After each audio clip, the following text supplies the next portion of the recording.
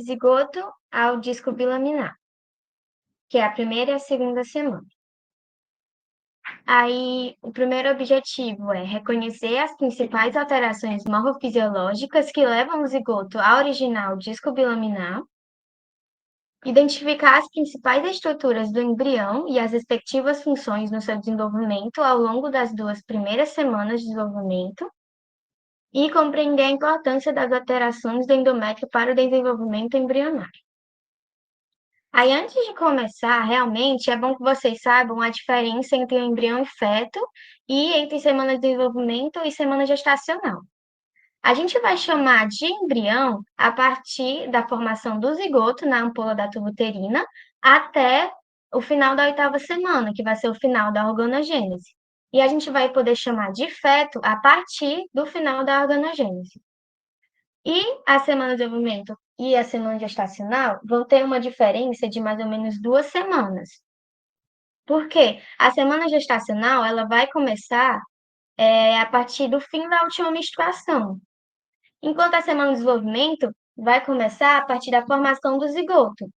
E, em média, essa diferença de tempo entre o fim da última menstruação e a formação do zigoto geralmente eles contam como se fosse 2 semanas, que é justamente o período fértil, porque não tem como calcular, então eles só concordaram que seria igual ao período fértil.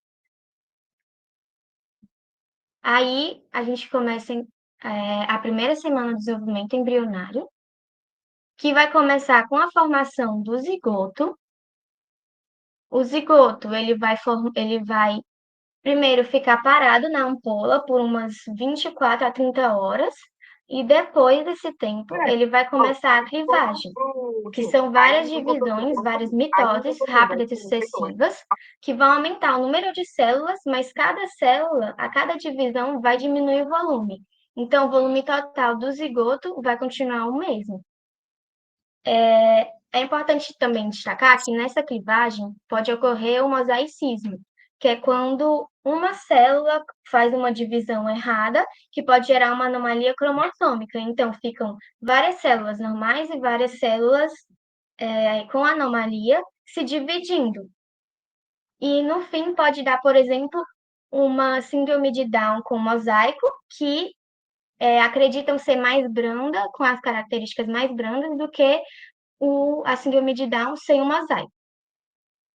Enfim, essa clivagem ela vai continuar, e quando tiver mais ou menos 9 blastômeros, 9 células, vai ocorrer a compactação, que é quando essas células, esses blastômeros, vão ficar mais unidos, mais aderidos, mediados por glicoproteínas de adesão. E depois da compactação, quando o embrião tiver entre 12 a 32 blastômeros, vai começar a cavitação. Como eu disse, né, começou com 9 blastômeros a compactação e terminou com 12 a 32. Então, enquanto está ocorrendo essa compactação, a clivagem ainda está ocorrendo. E agora, na cavitação, é quando o embrião ele chega na cavidade do útero e o fluido uterino começa a entrar na mórula, É porque todo site formando a de cavidade aula, blastocística, assim, remoto tem que é aqui a tolerância a ter uma quantidade blastocele, de pessoas. e No ele caso, também vai esses são romper a 100, zona já sempre vão ser pelúcida. pessoas, entendeu? E, além disso, também, o blastocisto vai ter uma diferenciação nas células. Essas células mais externas a gente vai chamar de trofoblasto, e essas células mais internas vão ser chamadas de embrioblasto, quando antes era chamada de blastômeros. E com a formação do blastocisto, ele vai começar a anidação, que é a implantação do embrião na parede uterina. Essa anidação, ela pode ocorrer um pequeno sangramento que pode ser confundido com a menstruação. E como é que essa anidação vai ocorrer?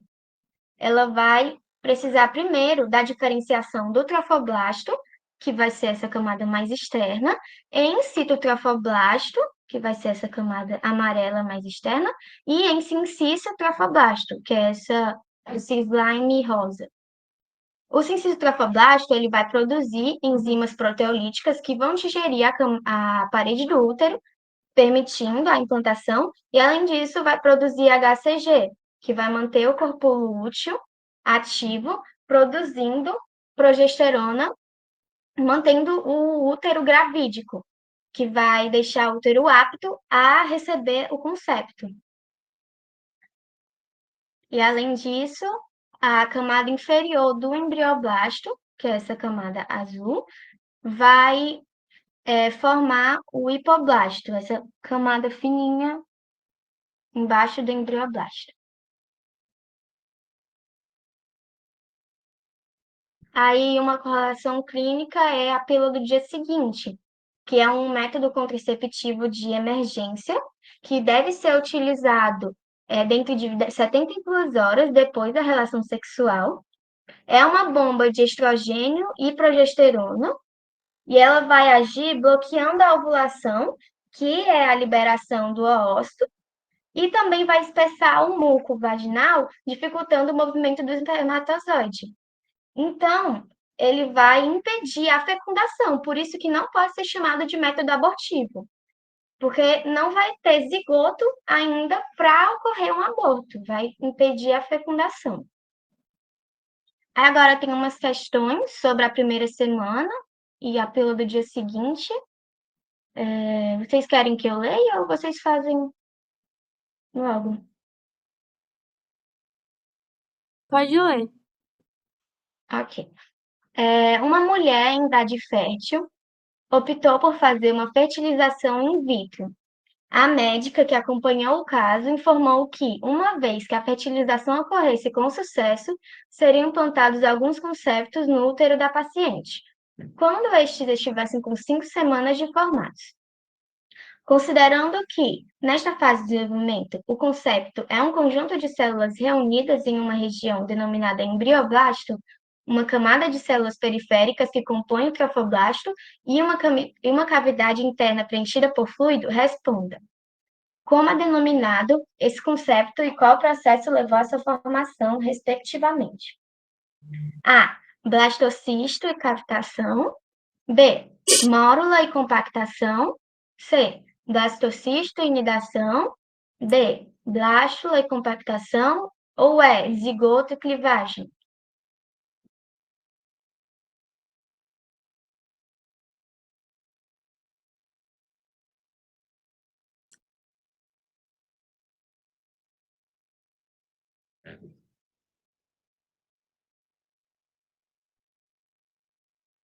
É A. Por quê? O primeiro.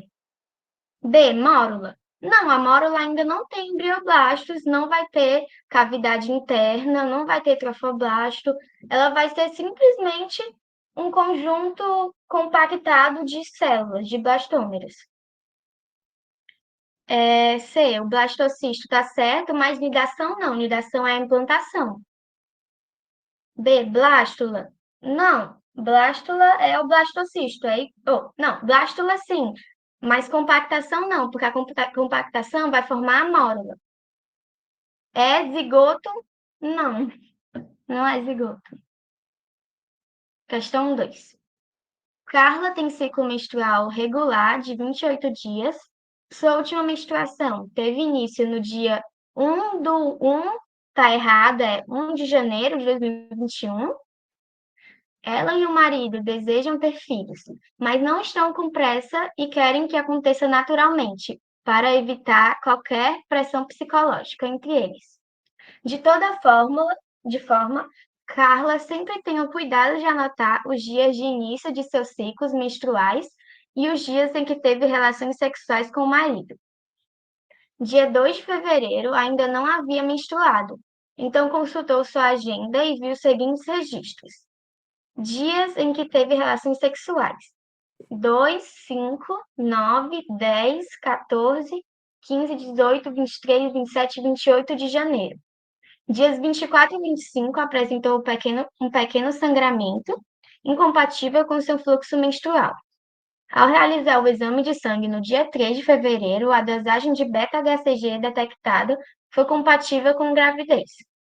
respectivamente, qual dia provável em que a relação resultou em gravidez, a provável razão do sangramento observado e em qual semana de desenvolvimento o embrião estava quando houve o diagnóstico. A. 9. Sangramento de inidação, terceira semana. B. 10. Sangramento de implantação, segunda semana. 14.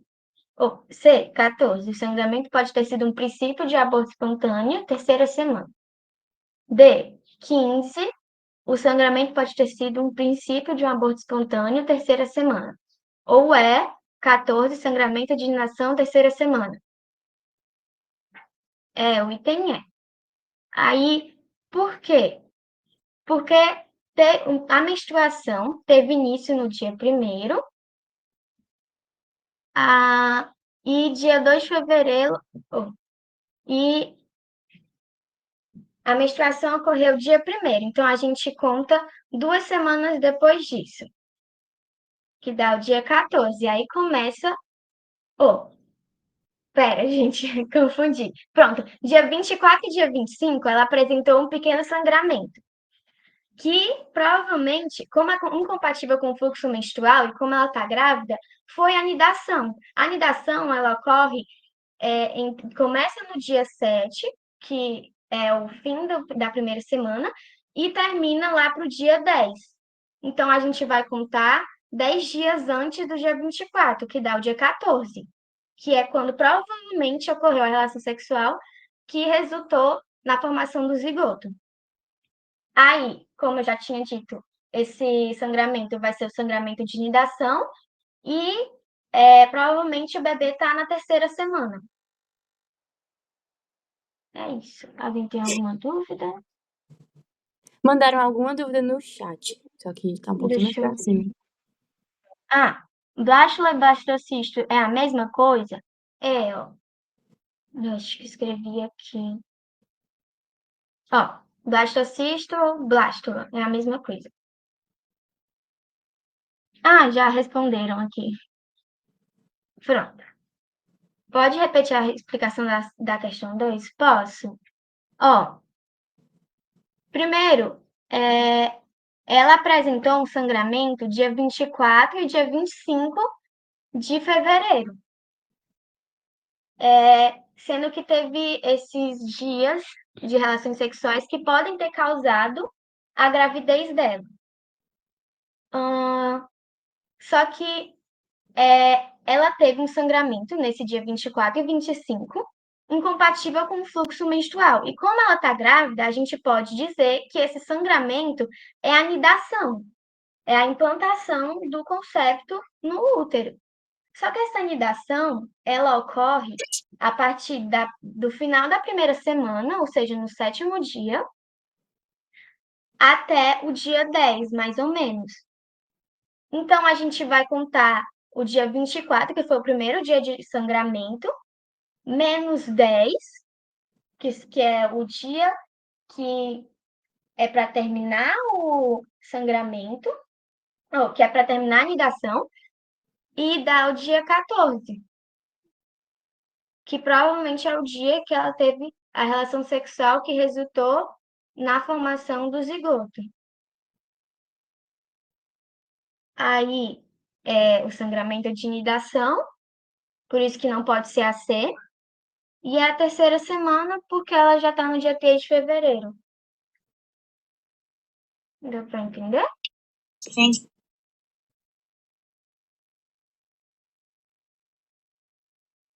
Né? Do dia 14 ao dia 28 dá 2 semanas, aí do dia 28 ao dia 3º de fevereiro, já tá aí quase no final da terceira semana. É isso. A gente vai receber esse slide, eu vou mandar. Eu tinha esquecido de mandar, mas no final da aula eu mando. Em relação ao mosaicismo, no caso de a síndrome de Down ficar mais leve com o mosaico ou sem? Com o mosaico, porque sem o mosaico ela vai ter só células com anomalia congênita. Agora, quando tem um mosaico, ela tem tanto célula normal e célula com anomalia. Aí acreditam que isso causa uma síndrome de Down mais leve, com características mais leves. Entendeu? Bia, tu poderia explicar as velocidades coriônicas primárias, secundárias e terciárias? Olha, isso aí é só depois. Aqui na primeira e segunda semana só aparece a velocidade coriônica primária. Isso aí é mais na segunda, na aula de disco trilaminar e na aula de é, placenta e anexos embrionários.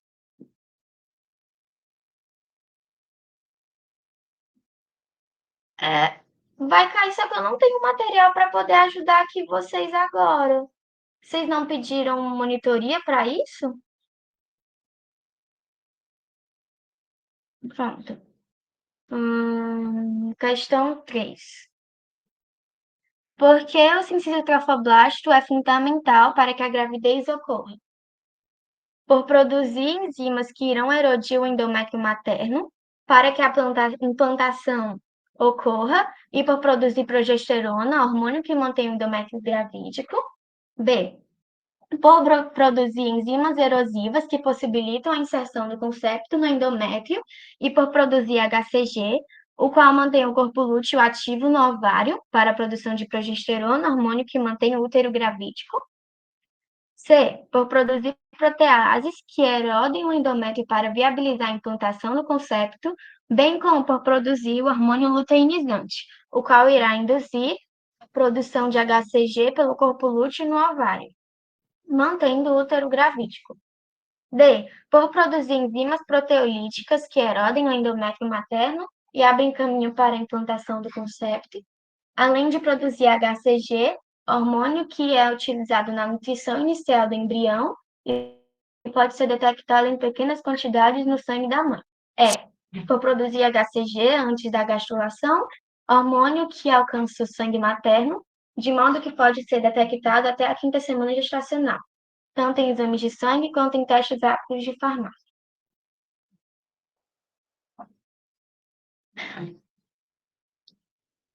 Pronto, é a B, gente, mesmo. Fiquei em dúvida nessa palavra erosiva. Erosiva. Produzir enzimas erosivas. São proteínas, são enzimas proteolíticas, que são erosivas. Elas vão erodir a parede do útero para permitir a implantação. Entendeu?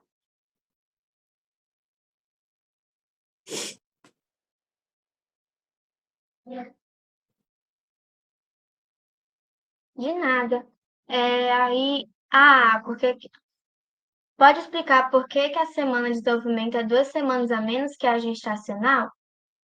Porque a semana gestacional, ela vai contar a partir do final da última menstruação.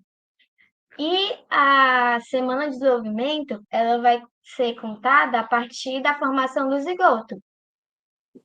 E essa diferença de semanas entre o final da última menstruação e da implantação e da formação do zigoto, não tem como saber ao certo quantas semanas são. Então, é, o, geralmente contam como se fosse 2 semanas, que é justamente o período fértil, que é o período que você pode engravidar com maior facilidade. Deu para entender? Pronto, de nada. Eu acredito que seja o final da menstruação, mas depois eu dou uma olhada e confirmo, ok?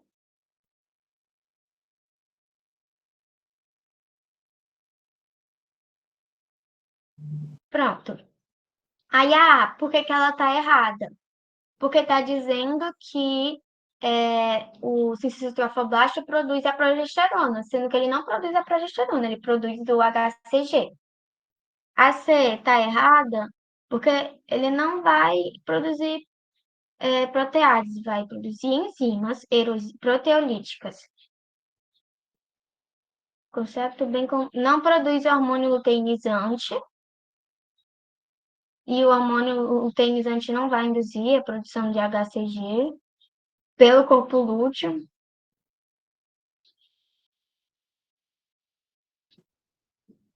Enfim, acho que a D já dá para perceber porque que tá certa.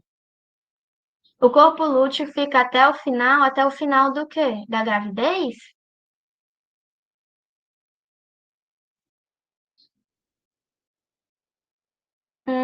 Não, acho que não. Ele degenera, só não lembro quando era. Questão 4. Em determinadas situações, a pílula do dia seguinte, como ficaram conhecidos os hormônios sintéticos, é isso. Pronto. Em determinadas situações, a pílula do dia seguinte, como ficaram conhecidos os hormônios sintéticos que simulam principalmente a progesterona e os estrógenos, são administradas e apresentam boa eficácia como método contraceptivo emergencial, desde que a utilização dentro das primeiras 72 horas após a relação sexual. No contexto da reprodução e do desenvolvimento embrionário humano, analisa as afirmativas a seguir. Esse método é abortivo, uma vez que causa morte de células do concepto. É um método abortivo, uma vez que atua no estágio de blastocisto e destrói as células do embrioblasto, as quais dariam origem ao embrião propriamente dito. 3. Por mimetizar a ação de hormônios naturais, sobretudo da progesterona, esse método pode atrasar a ovulação, tornar o muco cervical mais espesso, dificultar o encontro entre espermatozoide e ovócito, o que diminui enormemente a chance de se formar um zigoto. Letra B. A 1 e a 2 estão erradas porque não é um método abortivo. Porque ele só vai impedir a formação do zigoto, não vai ser abortivo, já que não tem zigoto ainda. E aí a segunda semana de desenvolvimento embrionário.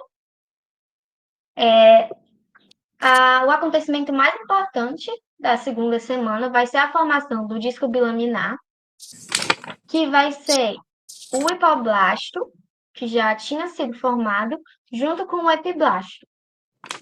Aí na segunda semana vai ocorrer o aumento do cisto trofoblasto, que vai permitir a continuação da implantação do concepto. Aí, no embrioblasto, vai aparecer uma cavidade. E então, quando aparece essa cavidade, a gente vai passar a chamar o embrioblasto de epiblasto. E desse epiblasto vão sair os amnioblastos, que são as células que vão formar o âmnion quando elas revestem a cavidade que foi formada. E aí vão formar o âmnion e a cavidade amniótica. Aí essa formação do epiblasto e do hipoblasto embaixo vai ser o disco bilaminar, como eu tinha dito. E além disso, onde tinha aqui a cavidade blastocística, agora a gente vai chamar de cavidade exocelômica. Essa cavidade exocelômica ela vai ser revestida pelo epiblasto, pelo hipoblasto, e vai formar a cavidade umbilical primária. E além disso, esse hipoblasto, as células mais externas aqui, elas vão formar o mesoderma extraembrionário, que é essa massa roxinha aqui. E também vai ter a formação de lacunas no sinciso trofoblasto, essas lacunas que vão ter o embriótrofo. Esse embriótrofo vai ser um conjunto de sangue materno com restos celulares de glândulas uterinas e eles vão ajudar na nutrição do embrião. Aí como é que eles vão chegar lá no disco embrionário, ou no disco bilaminar, que é o embrião? Eles vão chegar por meio de difusão.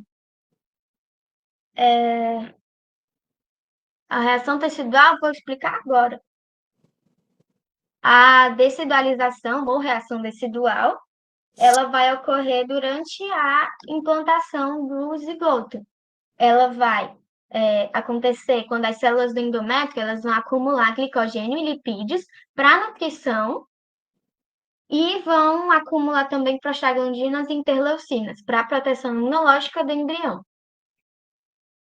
Aí, lá para o dia 10, vai terminar a anidação e vai aparecer um tampão, que é a cicatrização da parede do útero. E também, só para lembrar que a gente não dosa o HCG em si, a gente dosa uma subunidade do HCG, que é a beta-HCG, no teste da gravidez. E a pílula do dia seguinte eu já falei. Continuando a segunda semana, as lacunas do cisto trofoblasto que foram formadas, elas vão começar a aumentar em tamanho e se fusionar, formando redes lacunares. Também vai ocorrer a formação de várias cavidades no mesoderma extraembrionário, que era aquela massa lilás, e essas cavidades elas vão aumentar em tamanho e se fusionar, formando uma grande cavidade que é o celoma extraembrionário, que é essa cavidade aqui. Esse celoma vai separar o mesoderma extraembrionário e mesoderma somático, que vai estar aqui colado com o citotrofoblasto, e em mesoderma esplâncnico, que vai ser esse colado com o âmnion e com a vesícula umbilical. Aí o citotrofoblasto vai formar várias evaginações, que vão ser as velocidades coriônicas primárias. A vesícula umbilical primária vai reduzir de tamanho e essa parte parte dela vai ser retirada e degenerada, e o que sobra vai formar a vesícula umbilical secundária. E por último, vai ocorrer o aparecimento da placa pré-cordal, que é um espessamento do hipoblasto. Aqui. É dessa reação decidual que pode formar aqueles tumores? Não sei que tumores são esses.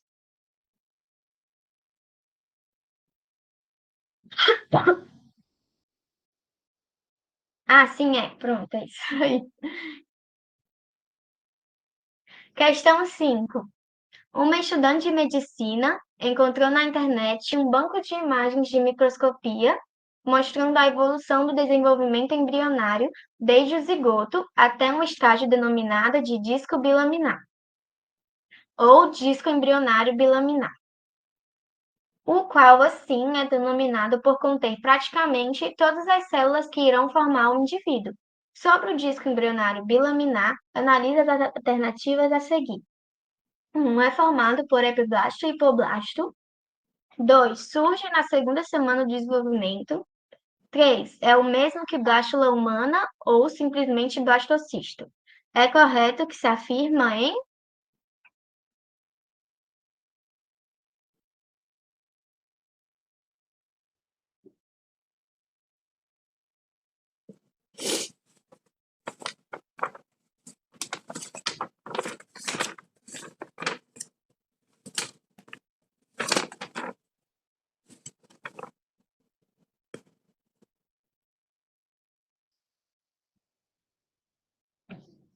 Isso, é a C, gente. Alguém tem dúvida nessa aqui?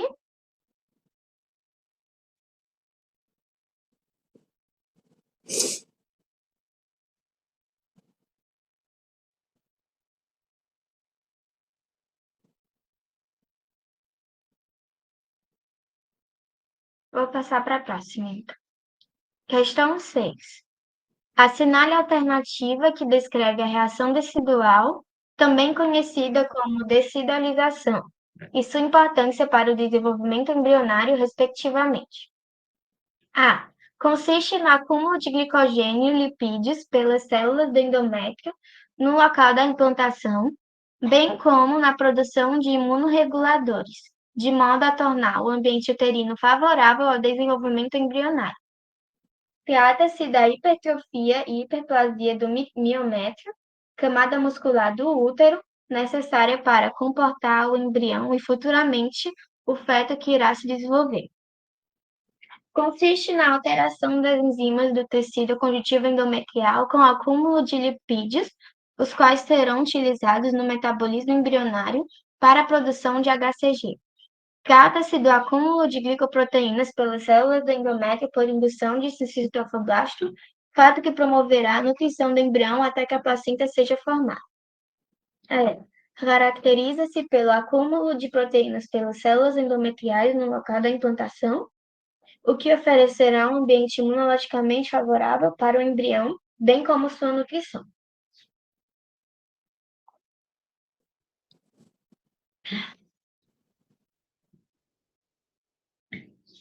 O A, gente, tá certo. Alguém ficou com alguma dúvida nessa? Você, por licença, posso tirar uma dúvida? Oi, Você poderia, pode? depois dessa questão, voltar só na quinta, só para explicar porque não poderia ser o item 3? Posso? Deixa eu ver. Pronto. O item 3 é o mesmo que blástula humana ou simplesmente blastocisto? Não, porque a blástula vai ser só quando tá só com o embrioblasto, o trofoblasto e a cavidade blastocística. Vai ser só isso aqui, ó.